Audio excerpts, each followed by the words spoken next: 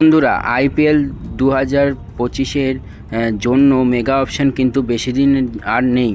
নভেম্বরেই mega option শুরু হয়ে যাবে এবং তার আগে অনেক বেশ কিছু টিম অনেক প্লেয়ারদেরকে ধরে রেখেছে, 4-5 জন প্লেয়ারকে ধরে রেখেছে এবং বাকি প্লেয়ারদেরকে ছেড়ে দিয়েছে।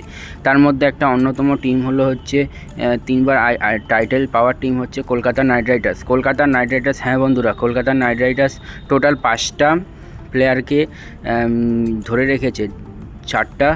চারটা রিটেন প্লেয়ার এবং একটা RTM কার্ড প্লেয়ার। RTM কার্ডের এবারের নিয়মগুলি হলো হচ্ছে 5টা যোগ 1টা 6টা এবং 4টা রিটেন প্লেয়ার যোগ 2টো 6টা, 3টে রিটেন 3টে RTM কার্ড যোগ 6টা আর 2টো রিটেন আর 4টা RTM কার্ড যোগ 6টা, একটা রিটেন আর 4টা 6টা, 5টা RTM কার্ড ইকুয়াল টু 6টা।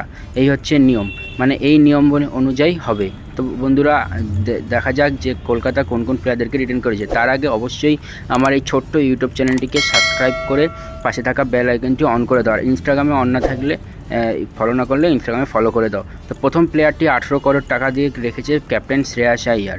নেক্সট প্লেয়ারটি অ্যান্ড্রি রাসেল 14 করোড় টাকা দিয়ে তাদের দলে রেখে দিয়েছে এবং তৃতীয় প্লেয়ারটি সুনীল নারায়ণ 11 করোড় টাকা দিয়ে তাদের দলে ধরে রেখেছে এবং হর্ষিত রানা 4 করোড় টাকা দিয়ে তাদের দলে ধরে রেখেছে এবং সর্বশেষ প্লেয়ারটি হলো হচ্ছে বরুণ চক্রবর্তী রিঙ্কু সিং 4 করোড় টাকা দিয়ে ধরে রেখেছে RTM কার্ড লাগিয়ে।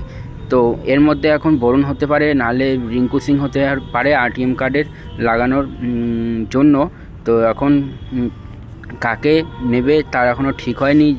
যখন ঠিক হবে তোমাদের পক্ষে কোন প্লেয়ারকে নিলে ভালো হবে, বরুণ চক্রবর্তী না রিঙ্কু সিংকে, তা কমেন্ট বক্সে অবশ্যই জানাও।